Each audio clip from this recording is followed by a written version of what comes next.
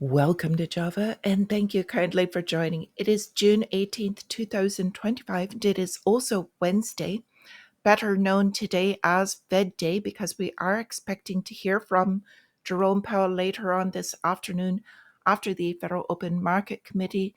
A non-announcement of no movement in interest rates is what's expected. Now, tomorrow is Juneteenth. It is a holiday in the United States, so because of that, the markets will be closed.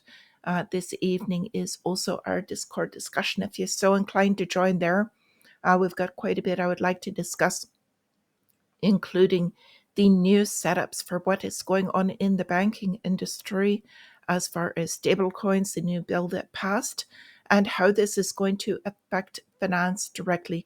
Now, if you don't want to join or can't and just have a question, feel free to reach out to me either directly via email or what's better is in the comments. That way you get feedback from multiple people. We've got quite a few here that are just absolutely brilliant on what is going on with the new stablecoin bills.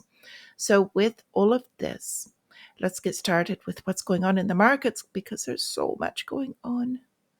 So fear greed meter first off in neutral territory. Now yesterday did shake out quite a few retailers just going gung-ho on the buy the dip mentality. There is also obviously going on with the war risk. So let's look at the numbers that are going on behind us and take a little bit of an in-depth look at the drivers. Now, 10-year yield, a lot going on there. Right now dropping 4.377. Buying going into this, but a lot of it's forced buying. So I will speak about that in a moment. Relative strength of the dollar is also down. Very weak dollar. And, to be honest, they like this. Inflation is a silent form of theft that you do not get to vote on, and it is going to happen nonetheless. The only difference is how fast. So, looking at cryptocurrencies, they took a bit of a hit yesterday with a lot of other things. We've got Ethereum up slightly. Nothing major here, really. Bitcoin still holding above the 104,000 level and could very rapidly recover with some of the things that are going on today. So going into the US markets, they're all very, very weak. Now, volatility index has dropped. So that in general is good for stocks. I believe it's mostly what it feels like is a holding pattern. And our daily driver here, risk off, with Powell under pressure to speak as far as the rate cuts. So kind of a minor chop day. I don't expect major volatility other than headline news. Still extremely headline driven, so you have to be cautious of that. We've got oil moving on this, pulling back from highs. Gold pulling back from all-time highs. So normally this would be better for the stock market, but we're watching a lot of extreme divergences here. Okay, futures say there's going to be a bit of a recovery. This is probably on hope with future rate cuts that will probably, looks like the likely time period is September. But we've got more going on prior to that that's going to eclipse any rate cuts. So let's talk a little bit about what is going on here in the drivers. I said the 10-year yield, I would speak about that again. We've got some new bank rules coming out. And in short, what this is doing is lowering the requirements for the reserves, first off. Secondly, they are also requiring a portion of these reserves to be in short-term treasuries. Now, when these are in shorter-term treasuries, it's kind of forced buying, if you will. They're making the banks purchase these as backing because they are considered safe haven assets when really they no longer are. And this is in turn dropping the yields across the curves on these. So forced holding of these treasuries, and that's a good portion of what's going on when you're seeing this change here in that index. So with that, we also had the Genius stablecoin bill passing. Now, with this passing, it again requires a bit more of these treasury requirements on holdings for the institutions that are going to be required of this. So a lot of easing up on the banks And not only are they increasing the risk by dropping the requirements for them to have the cash, if you will, on hand, but rather having it in treasuries. So this is a forced liquidity going on here. Now, as I said, we do have Jay Powell today.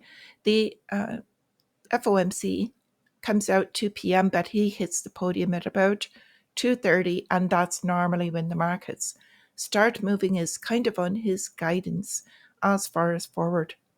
Now, again, Iran, huge in the news, talking about a new regime for them.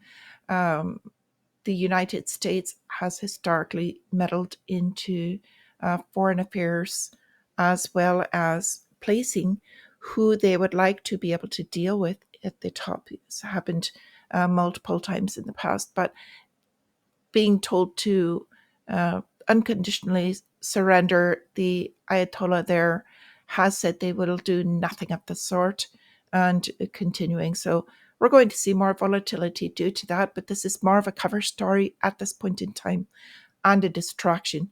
We have to look out for the headlines, because if missiles start flying more than they are at the current time, that could definitely have an effect on the markets. Now, as I said, tomorrow, Juneteenth, markets closed.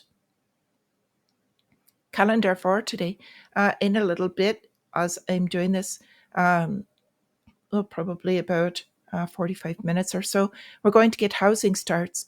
I expect these to be very weak, and building permits. I don't know if you're in housing stocks, but plan accordingly with that. We've also got initial jobless claims. We know those are increasing.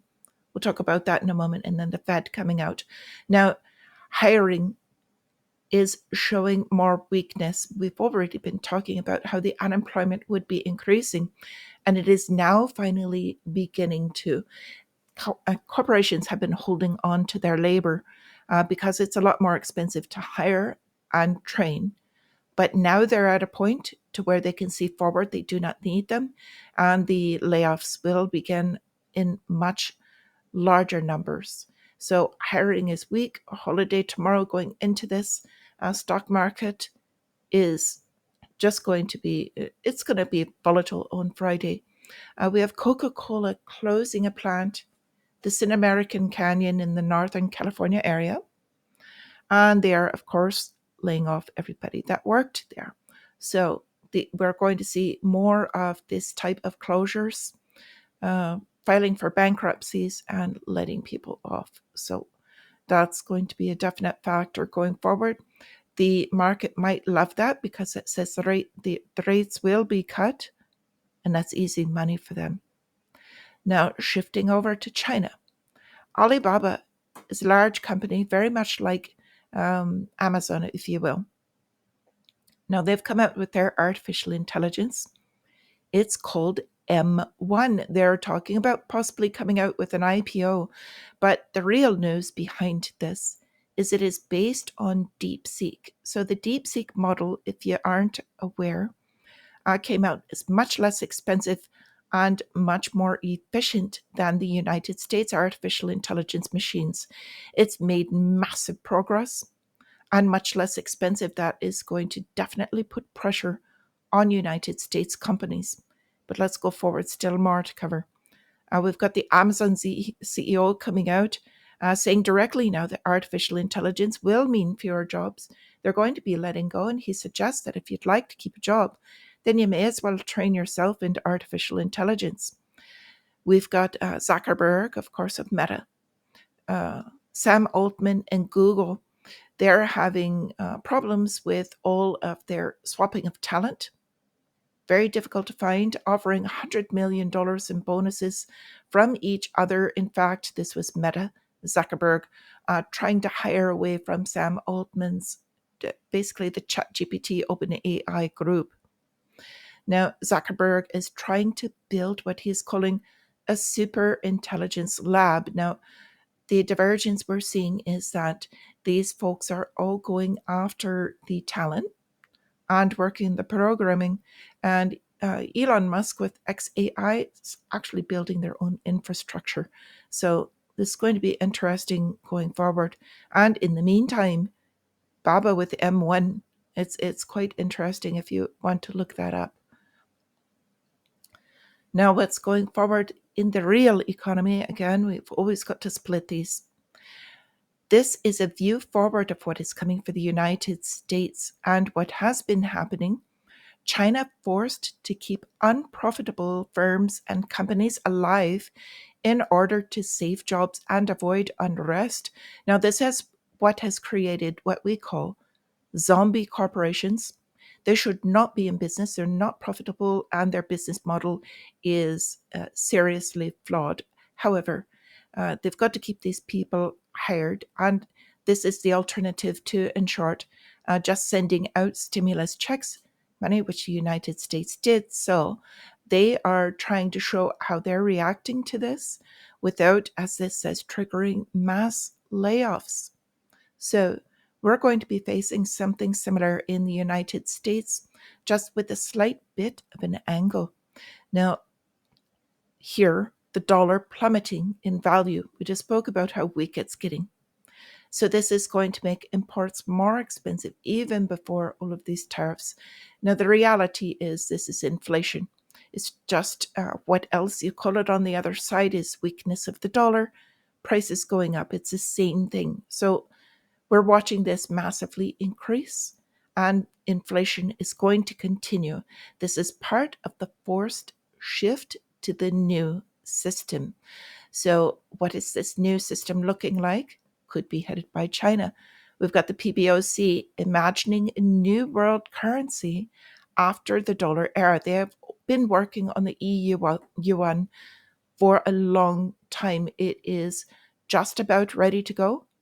What they're working on now is the banks and the structure behind them so that they will be accepted as similar to Visa and MasterCard globally, and then just automatically convert. So with all of this, it is becoming much more of a profitable structure to look at how you're going to mine not just crypto, but artificial intelligence. So we've got a new group called AgriForce, and they're looking at powering crypto miners with natural gas, which I think the geothermal and the natural gas better ways. Now, one other thing that I want to go into is what is coming forward for us. Coinbase is looking to get approval from the SEC to offer blockchain-based stocks. So if you're a trader, that's going to be huge. And we're going to see that is the tokenization of it. Second, what that would come online with this is Robinhood. So two of the larger ones, we've got JP Morgan looking also at setting up the infrastructure, if you will, for the stablecoins, new payment systems, and the likes of all of the structure that will convert banking completely. Now, who is going to tie all of this together? Who's got BlackRock ties? Who's got top-end ties? None other than Pete Thiel, also in with Palantir, if you will, has a new company called, I believe it's pronounced Ubix, aiming to unite stablecoin users. He's looking for funding right now for this company. Don't ask me why, because he's got plenty. But using this in order to, in short, convert all of these different stablecoins to act as one. So one world order, one world currency. So last thing I would like to say is Iran getting ready with more missiles if the United States joins into this war. Now, to be clear, United States is already involved in the war with Iran. They're giving direction, they're giving aid, and they've got people on the ground. But if it goes to an absolute direct involvement, then that would be massively bad. So with all of this, I wish you a wonderful trading day. I don't believe that it's going to come to that. This is more of a smoke and mirrors type of thing, so that what can happen in the background with all of these cryptocurrencies and the shift in banking can happen. So thank you all kindly for being here again. And until I see you again, my friends, resist.